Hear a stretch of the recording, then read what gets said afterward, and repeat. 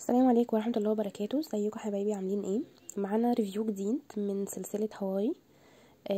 ده هواي بارادايس اكوا بارك ريزورت. قبل كده عملت ريفيو عن هواي سيزر بالاس، ده تاني ريفيو من سلسلة هواي. هواي بارادايس. المكان في المجمل كده كبداية حلو جدا. مهتمين فعلا بكل حاجة، بالتفاصيل، بحمامات السباحة، النظافة، الأكل، كل حاجة فعلا حلوة. تسلم ايديهم وربنا يعينهم جميعا.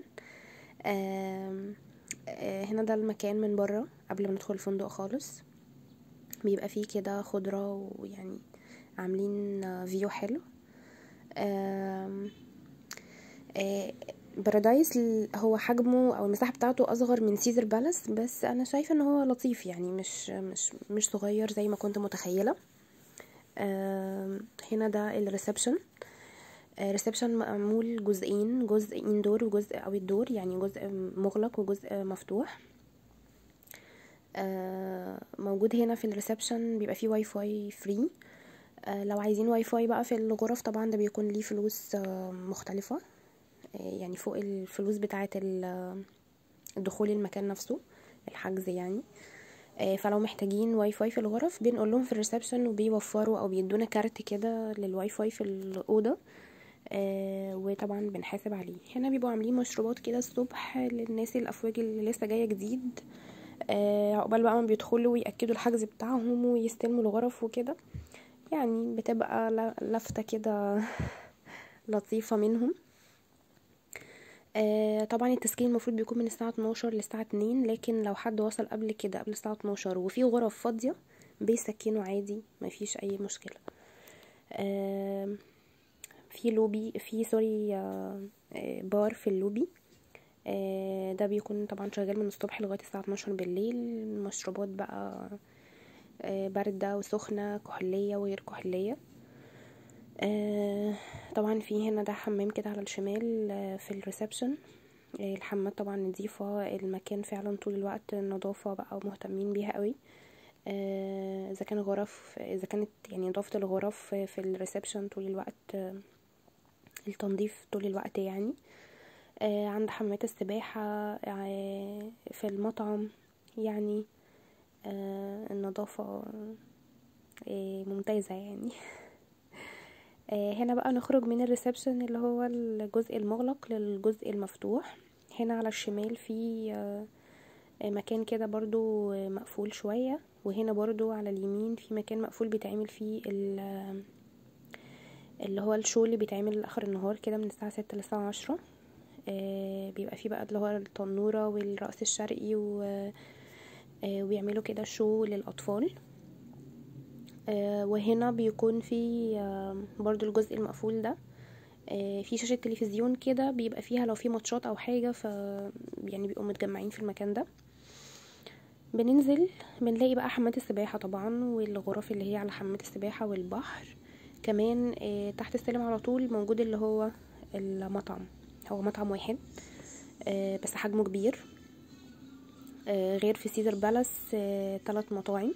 يعني لو حد راح سيزر بالاس هنلاقي ان المطعم ده بالظبط زي حجم المطعم الرئيسي اللي في سيزر بالاس. سيزر بالاس فيه المطعم الرئيسي اللي هو الكبير، فيه مطعمين تاني صغيرين كده. هنا بقى في شاليهات على حمامات السباحة، في شاليهات طبعا قدام على البحر، في الغرف بقى اللي هي بتبقى من الريسبشن على طول، يعني بندخلها من الريسبشن. 3 أدوار كده.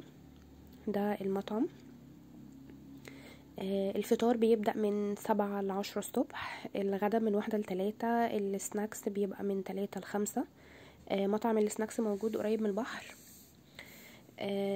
العشاء من 6:30 ل9. الدرينكس اللي موجودة في البار بتاع الريسبشن دي شغالة طول اليوم لحد الساعة 12 بالليل. في كمان بارات على حمامات السباحة، بس دي بتقفل على الساعة 5. مع حمامات السباحة، مواعيد حمامات السباحة من 9 الصبح ل5. الاكوا بارك بتاعة الكبار بيبقى فيه ساعة الصبح من 11 ل12، وساعة بالليل من 3 ل4، او ساعة اخر النهار يعني من 3 ل4. هنا ده ستيدج قصاد المطعم بيعملوا فيه كده شو الصبح برضو الساعة 10 كده. لو في حد مثلا بيعمل عيد ميلاده، لان احنا عملنا عيد ميلاد بنت خالي وكده، فبيتعمل الصبح، بيبقى الساعة 11. من بعد الفطار الساعة 10 بيقوموا حاطين تورت بقى وجاتوهات وفواكه وعصاير وكده. يعني هما بصراحة يعني مهتمين بالجست قوي في الأكل يعني.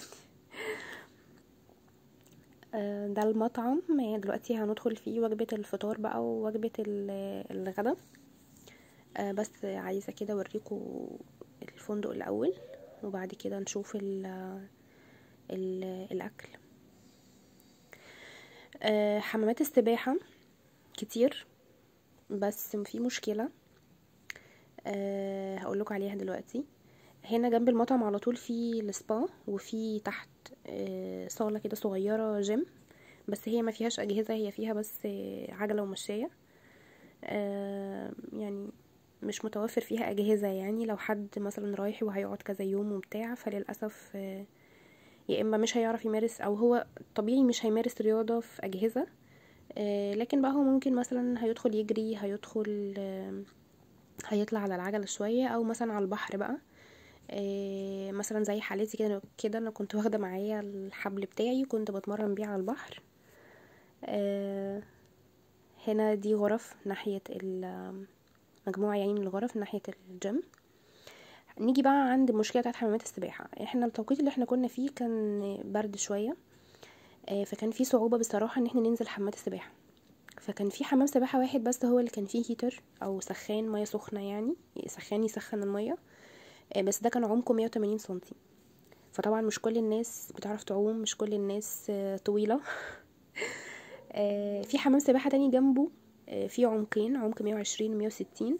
فأنا شايفة ان ده كمان محتاج ان هو يبقى فيه هيتر، علشان خاطر تبقى كل الأطوال كل الناس بقى تقدر ان هي تنزل، ما تبقاش المية ساقعة عليهم. فأنا شايفة بصراحة دي حاجة بيعيب على هواي بارادايس فيها. أتمنى ان هم الموضوع ده يهتموا بيه، وان شاء الله يهتموا بيه يعني. بعد كده في حمامات سباحة كتير مهتمين كمان بالاكوا بارك بتاعت الاطفال كتيرة قوي. عاملين كمان روم كده للاطفال، بيبقى فيها انشطة ورسم وتلوين، وجنبها ملاهي صغيرة للاطفال. فلا يعني هم مهتمين بكل حاجة، يعني ان الكبير يتبسط والصغير يتبسط. ده بار من البارات اللي موجودة عند حمامات السباحة.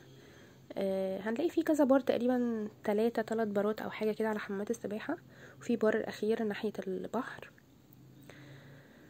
دي الاكوا بارك بتاعت الكبار، هما 8 لعب، غير في سيزر بالاس تقريبا 15.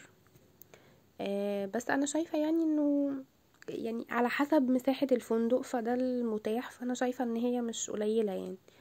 لكن مقارنة بسيزر بالاس هو الاكوا بارك اقل من سيزر بالاس. المطاعم اقل. لكن في المجمل كل حاجة جميلة يعني. زي ما انتم شايفين الناس بتنظف بقى وبتعمل، مهتمة قوي بالنظافة طول الوقت. دي في شاليهات بتبقى على البحر على طول. طبعا احنا ممكن نختار زي ما انتم شايفين اكوا بارك الاطفال كتيرة كتيرة قوي، يعني الاطفال هيتبسطوا قوي. كمان في مراجيح عند البحر. كنت هنا دي برضو اللي هي الروم اللي كنت بقولكوا عليها، اللي هي فيها اللي بتعمل فيها أنشطة كده للأطفال. بيرسموا لهم مثلا على وشهم بالألوان، بيقعدوا يلونوا ويرسموا، ويعني حاجة آخر دلع يعني. ودي ملاهي كده بسيطة برضو ليهم ناحية البحر، قريبة من البحر قوي. كنت بقول لكم ان الغرف لو دي شاليهات على البحر برضو، لو حد حابب مثلا يقعد في شاليهات كده قريبة من البحر، احنا بنقول لهم في الريسبشن، طبعا بنبلغهم لو متاح بيوفروا، ومفيش عندهم اي اعتراض على اي حاجة. لكن لو طبعا مش متاح فهم بيقولوا انه الغرف مثلا مليانة، او مفيش يعني غرف على البحر فاضية. فالناس متعاونة جدا. ده البار اللي هو عند البحر.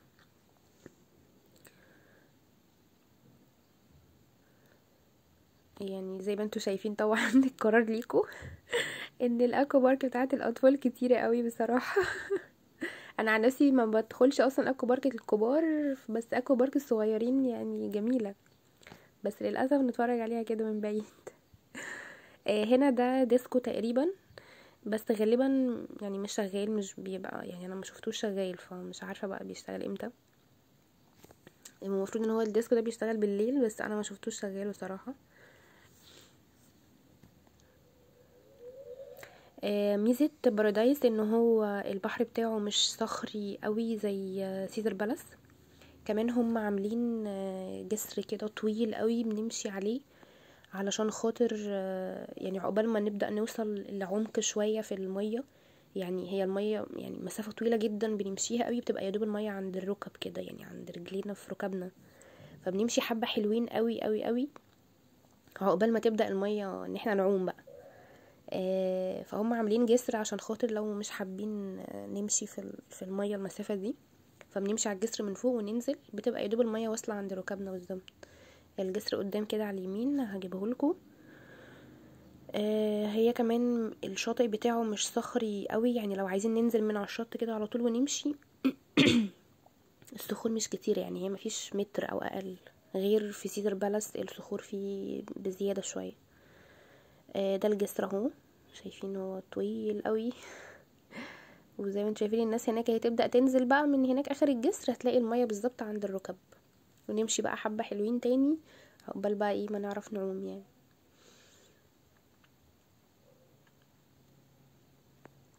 بس في المجمل الفندق انا شايفاه حلو بصراحة. بيهتم قوي بالحفلات وبالمناسبات.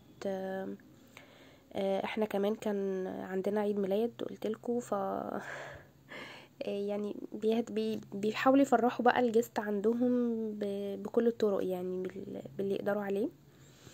الشو شغال طول اليوم عشان مثلا الناس لو في حد مش هينزل بحر ولا حمامات سباحة يستمتع بالشو والفقرات. كمان موجود هنا في الفندق في الريسبشن بنلاقي في محلات موجودة نشتري منها لبس مثلا للبحر او حاجة، لو حد نسي حاجة او حاجة ضاعت منه. هنا دوت زيوت وعطور واعشاب، وده يعني حاجات مثلا عايز يشتري هدايا او كده، سيفونير مثلا لنفسه او لحد. ده لبس برضو بقى الشيلان والحاجات اللي هي العربي دي. فلطيف برضو ان الحاجات دي موجودة في الفندق. هنا دي غرفة من الغرف بتاعتنا صورتها. طبعا هما بيبقوا موفرين الصابون، موفرين مناديل، موفرين فوط، موفرين شماعات. فاحنا مش هناخد معانا حاجة غير لبسنا بس، يعني على ضمانتي.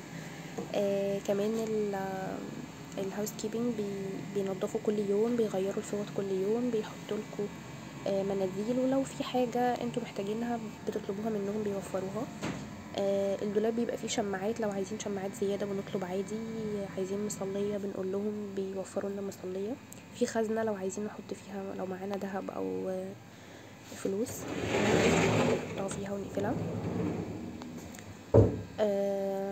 بيدخلوا طبعا مياه كل يوم، بيدخلوا مناديل برضو لو خلصت او انتوا طلبتوا مثلا مناديل بيدخلوها برضو. بينضفوا الغرف كل يوم. هنا في تحت كده التلفزيون، يعني تحت الضرفة اللي تحت دي فيها تلاجة صغيرة. احنا الأوضة بتاعتنا كانت من الشاليهات، كنا واخدين 4 غرف كده في شاليه جنب بعض، فمفتوحين يعني نفتح البلكونة على حمام السباحة على طول ونلاقي نفسنا عند المطعم. فكانت بصراحة يعني كانت احسن حاجة ان الواحد يصحى كده الصبح يلاقي قدامه حمامات السباحة والخضرة والحاجات دي، يفتح الباب يلاقيها على طول قدامه. ده كان حمام السباحة اللي عند الغرفة بتاعتنا، كان العمق بتاعه 120، بس المية فيه طبعا كانت ساقعة مفيهاش سخان، فبرضه معرفناش نستمتع بوجوده عند الأوضة بتاعتنا، يعني ان هو قريب ليها. بس في وقت الصيف وكده طبعا هيبقى عادي بقى، هيبقى حلو. ده كده اللي هو اللي قصادنا، ده كده المطعم، ده كده من عند الغرفة عندي. ده حمام المطعم. انا بس حبيت اصور انه يعني مهتمين بالنظافة، مش بس الغرف او الفندق، لا كمان والحمامات، كل حاجة مهتمين بيها قوي. طبعا متوفر بقى المناديل والكحول والحاجات دي علشان التطهير والتعقيم الوقت. ده الفيو من الأوضة بتاعتنا برضو، بس بالليل الإضاءة برضو كانت لطيفة حلوة. في حفلات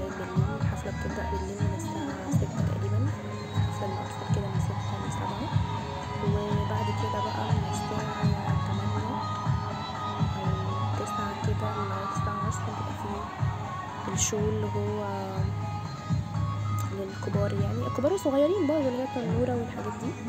بس في الاول خالص هما بيعملوا حاجة للاطفال، شو للاطفال، وبعد كده يعملوا شو للكبار. دي اضاءات بقى كده وحاجات موجودة فوق عند الريسبشن.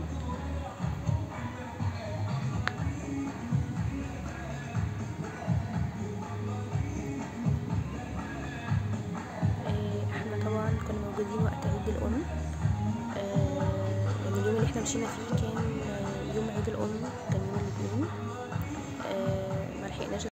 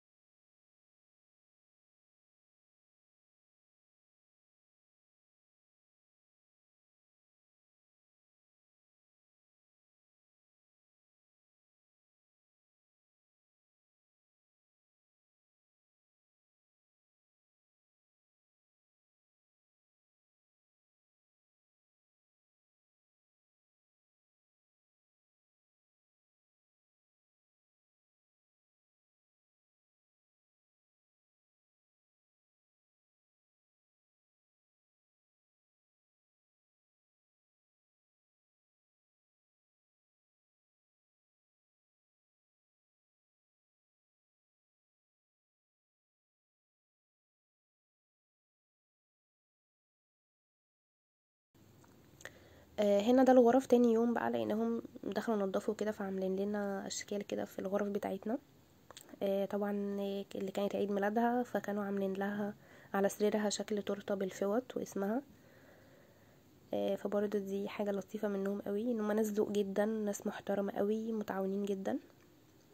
هنا بقى دي وجبه الفطار من المطعم. المساحه بتاعته اتمنى ان هي تكون واضحه ليكم. ده كده من عند الباب بتاع المطعم، ففي جزء كده بيبقى يعني ده كده فوق الترابيزات والكراسي، وبننزل تاني كده كام سلمة بنلاقي جزء تاني اللي هو بيبقى فيه الاكل، وبيبقى فيه برضو ترابيزات وكراسي تانية.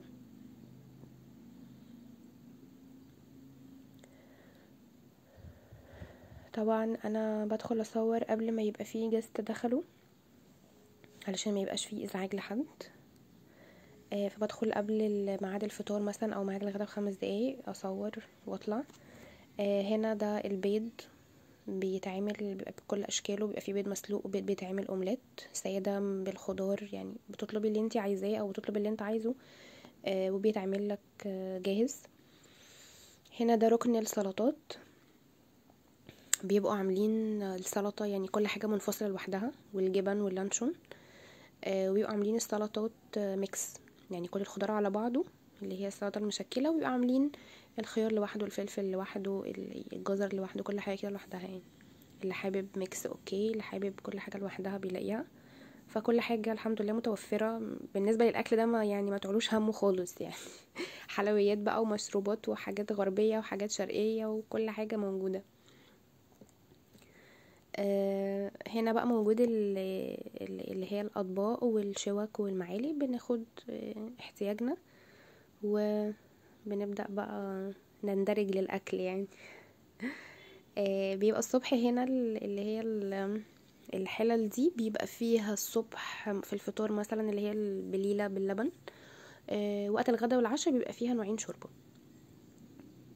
هنا جنبها التوابل والزيوت، اللي حابب بقى يعني توابل مثلا معينة.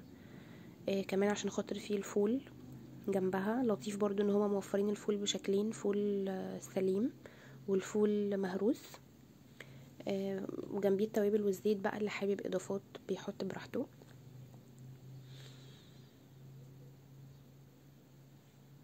ده الفول اللي هو السليم. ده رز بلبن، عاملين كمان شوفان باللبن، بليلة باللبن اللي كانت ورا. هنا ده بان كيك وجنبيه سكر بودرة وجنبيه العسل. ده الفرنش توست، بيبقى توست كده متحمص. هنا بقى الركن اللي هو الطعمية بقى والحاجات الشعبية دي، الطعمية بقى والفلفل والباذنجان مقلي. مسقعة.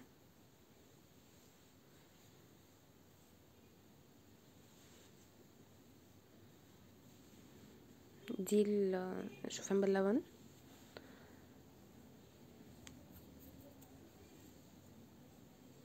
ودي فاصوليا بيضة معمولة خضار عادي بصلصة. مش عارفة ليه تبقى موجودة في الفطار بصراحة، بس انا بحس ان هي تبقى موجودة دايما في الفطار، مش عارفة ليه.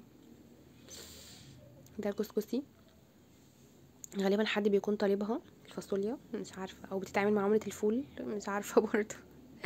ده السوسيس او السجق. هنا ده البيض المسلوق والبطاطس اللي هي البيوريه او بطاطس مسلوقة.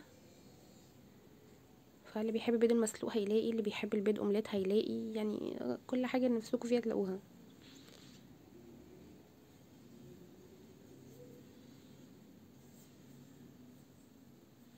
ده بقى ركن المخبوزات، اللي هي الميني باتيه، ميني كرواسون، الدنش بقى بالشوكولاتة بالفواكه بسكر البودرة، فطيرة تفاح، فطيرة بقى فواكه مختلفة، يعني كل حاجة موجودة.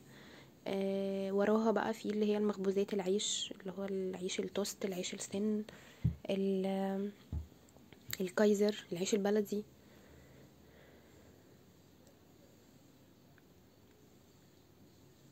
دي برضو مسقعة تقريبا.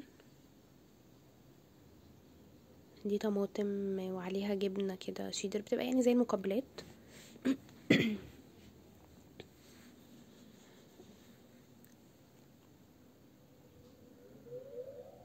ده الكورن فليكس وجنبيه اللبن. هنا بقى الزبادي والمربى والعسل، بيبقوا حاطين الزبادي سادة وبالفواكه، بيبقوا حاطين مربى مثلا نوعين مربى، بيبقوا حاطين العسل عسل ابيض وعسل اللي هو الاسود. كمان بيعملوا كاسترد. ده الكاسترد. فواكه بقى مثلا 3 4 انواع من الفواكه، برتقان، يوسفي، بلح، ده موز كده وكانتالوب. ده الجزء اهوت الكراسي والترابيزات اللي تحت ناحية الاكل، ده فطير وجنبيه العسل والطحينة بتاعته، عسل ابيض وعسل اسود ومربى برضو. وهنا بقى ده بقية العيش، الكايزر والعيش السن والعيش البلدي.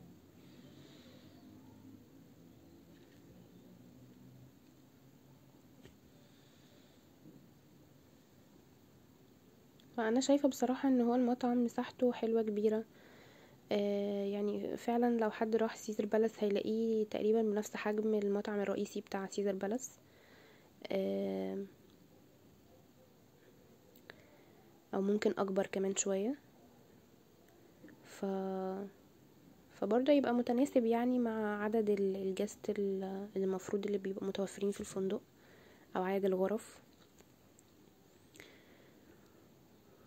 زائد ان هو كمان في قصاد المطعم اللي هي الجزء اللي عند الاستيدج دوت اللي فيه ترابيزات وكراسي، لو طبعا بيبقى المكان زحمة مثلا او المطعم زحمة او حاجة، فبيفتحوها ان الناس ممكن تطلع تاخد اكلها وتقعد برا، او اساسا هم ممكن كمان لو الجو بيبقى حلو بيطلعوا بيعملوا العشاء بيبقى برا في الجزء اللي هو اللي برا ده.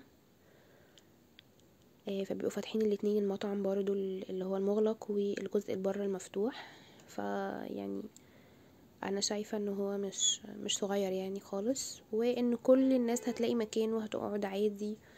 زائد ان الوقت اصلا بتاع الاكل بيكون كبير، يعني الفطار 3 ساعات، الغدا ساعتين، العشاء ساعتين ونص. ده البار اللي هو ناحية اول ما نخش كده من باب المطعم هنلاقي البار ده اللي بيبقى فيه المشروبات والمية والحاجات السخنة، الشاي والقهوة والمية. على شمال باب المطعم. وده الجزء اللي بره اللي قلتلكوا عليه. هنا ندخل بقى في وجبة الغدا. انا صورت وجبة الفطار ووجبة الغدا بس، عشان وجبة الغدا هي زيها زي وجبة العشاء، ممكن بس بتنوع الاكل. هنا ده برضو الركن بتاع السلطات بقى والصوصات، و سلطة بقى الميكس وسلطة كل حاجة لوحدها، مخللات. وفي وقت الغدا والعشاء بقى بيعملوا باذنجان مخلل ويعملوا فلفل مخلل، يعني ما شاء الله هم مش سايبين حاجة يعني، ربنا يعينهم يا رب. هنا دي الشوربة، شوربة فراخ بالكريمة، شوربة خضار، فبيبقوا عاملين نوعين شوربة. ندخل بقى كده على الأكل. هنا ده الرز مصري أبيض عادي يعني، سادة مش بشعرية.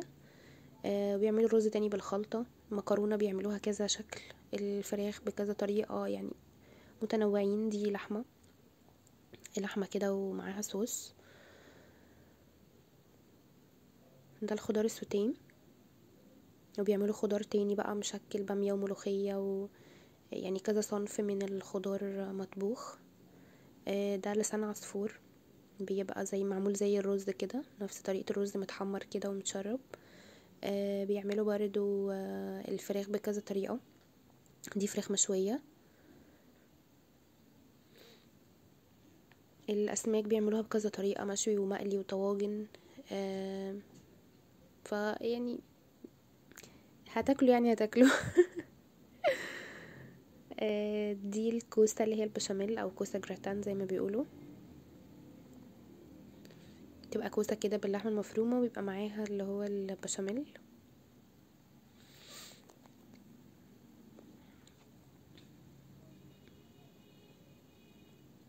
دي بطاطس بيوري او البطاطس المسلوقة. طاجن سمك كده معمول يعني صلصة وبصل وحاجات. دي مكرونة اللي هي المتحمرة دي،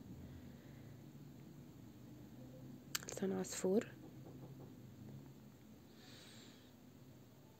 هنا برضه بيبقى عاملين حاجات صيامي لاخواتنا المسيحيين، ملوخية وخضار، يعني ملوخية وبامية صيامي.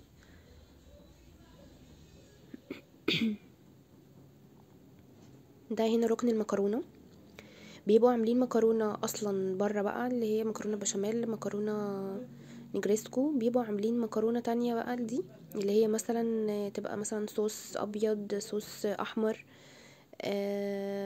باللحمة المفرومة بقى، سوسيس، يعني كل واحد يعني بيشكل بقى براحته.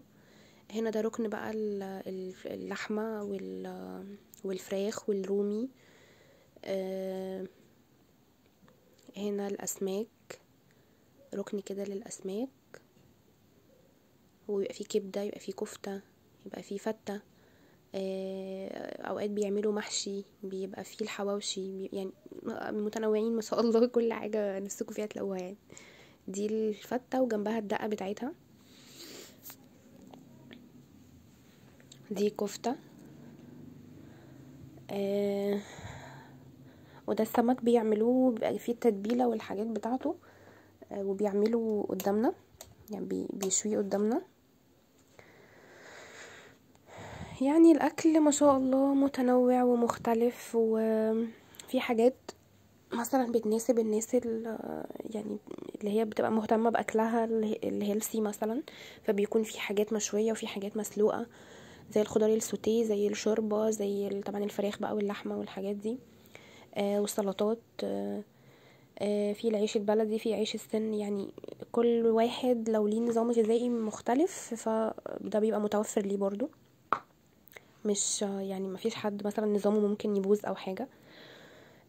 هنا بقى ده ركن الحلويات، بيبقى فيه حلويات شرقية وحلويات غربية. طبعا والفواكه، بيعملوا كمان كريم كراميل كده، بيبقوا حاطينه في كابس في وسط برضو الحلويات. عاملين كنافة وجلاش وبسبوسة والجاتوهات والتورت. فواكه بقى اللي بيبقى متوفر، بلح، برتقان.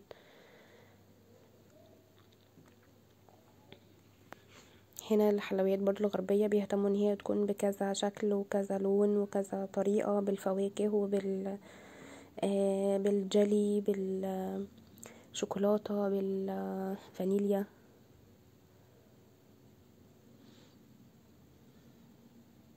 كمان بيبقى فيه بيعملوا لقمة القاضي برضو قصاد كده الركن بتاع الحلويات ده، بيبقى فيه برضو الشيف واقف بيعمل لقمة القاضي، بس هي حاليا ما كانش بيعملها، كان عاملها يعني في وقت العشاء وكده. ده مطعم السناك، بس طبعا في الوقت دوت ما كانش لسه شغال. في السناك بيقدموا اللي هي البرجر والسوسيس وبطاطس. ده جزء من حفلة عيد الأم اللي انا لحقتها الصبح. كل سنه وانتم طيبين، يا رب يكون الفيديو عجبكم ويكون بجمع فيه كل حاجه. اشوفكم ان شاء الله في فيديو جديد.